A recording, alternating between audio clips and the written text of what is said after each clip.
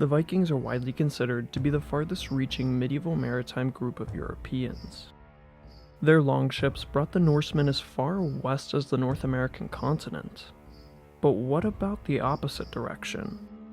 While they crossed the Atlantic, the Orient presented a different kind of expanse, one filled with nothing but grass and a maze of navigable rivers.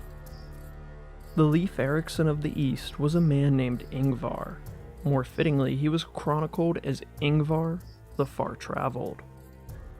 Although his origins are steeped in legend, Ingvar was a Swede by birth, and likely part of that royal family. In the early 11th century, Ingvar would make his first expedition south and east, into the domains of his Rus neighbors. He offered his services to none other than Yaroslav the Wise, one of the most important unifiers for an early Russian state. By 1030, Ingvar's wanderlust had gotten the better of him. He sailed through the rivers until entering into the Black Sea. Here he passed by Georgia and made a way for their Bagratid cousins, the Kingdom of Armenia. It's unrecorded if Ingvar got up to any raiding on this expedition. It was more likely that this was a reconnaissance mission. The Caucasus region, in contrast to nearby Constantinople, was largely unexplored by the Vikings. With the exception of a handful of devastating raids a century earlier that delved into modern-day Iran and Azerbaijan via the Caspian Sea and its adjoining rivers.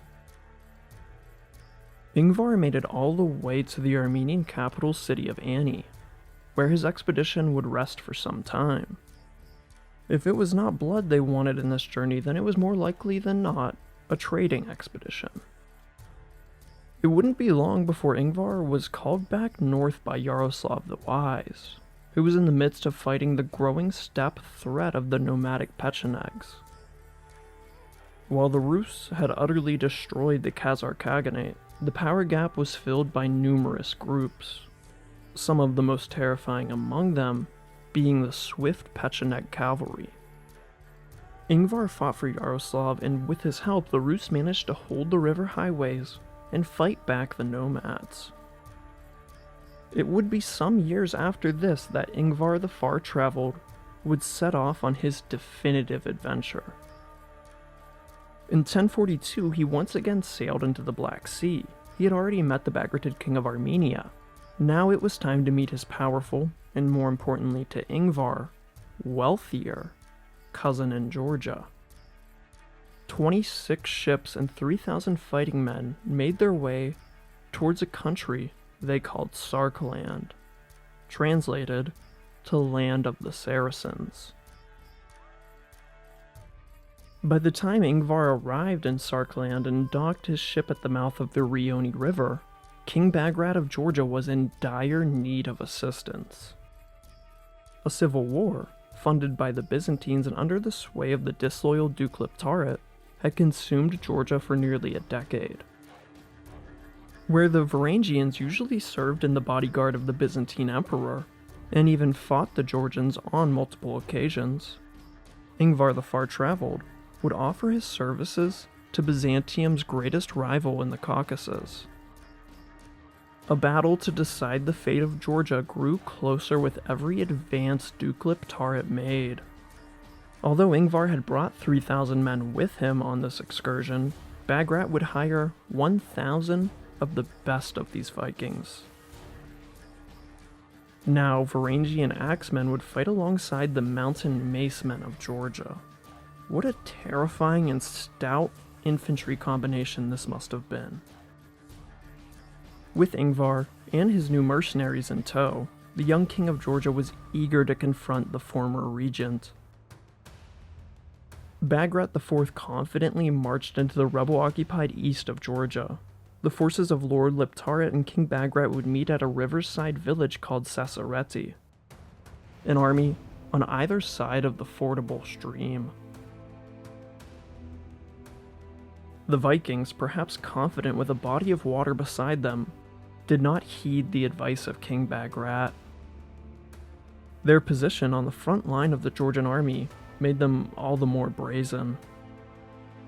Without giving King Bagrat the slightest hint, the Varangians stormed across the river. They crashed into Byzantine auxiliaries and the opposing Georgian infantry. With his axe-wielding ace quickly revealed, King Bagrat could do one of two things: leave Ingvar and his Vikings to their death, or charge just behind the brave Northmen. Bagrat chose the latter option and ordered his army across the river. A brutal melee took place. The Varangian shock troops carved a hole through Liptarit's front line. However, they were largely suppressed by the time the main force arrived in support. Within a few moments, Bagrat's plans had gone from assured victory to terrible defeat. The king ordered a withdrawal and left the Varangians who had lost the fight for him. After the Battle of Sasareti came to its bloody conclusion, many prisoners were captured by Duke Liptarit. The rebel released all the Varangians he took hostage, including Ingvar, although relieving them of everything but the shirts on their backs. As for his fellow Georgians, Liptarit had them all tortured and even some blinded. The remaining Varangians, which would likely only be 100 or so men at this point, were forced to make the long journey back to their longships anchored all the way on the Black Sea coast. Ingvar and his Vikings made it across the foreign mountains and valleys of Georgia until reaching the capital of Kutaisi. Here they pleaded for Bagrat to offer much needed supplies. He, however, refused, as the Varangians had not fulfilled their mercenary contract, as Bagrat had intended. The rest of the march to the coast would be one of half-dead men. Disease filled the ever-shrinking camp of Vikings. Many, including Ingvar himself, succumbed to it. By the time the Varangians reached the Black Sea, there were only a handful of them left. Where they had left with 3,000 men and 26 boats, only one longship would return from the disastrous Georgian expedition. The Battle of Sasareti symbolized the start of the end of the Viking expansion in the east. Although the Varangian Guard would continue to serve in Constantinople for many years, they wouldn't go far from MacLeod. To commemorate the fallen Vikings, 26 runestones were erected in Sweden, one for every longship they had taken with them to Sarkland. If you'd like to support this stoic historian, feel free to do so on Patreon for as little as $1 a month, and join Derek Clark, Savaclio Nazarian, Taj Guilford, Nickmate Voician, Lazarus Dykos, Dave J, and Dalinar.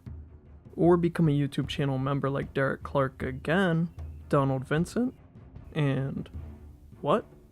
Why? Thank you guys again for supporting the channel. I really appreciate it.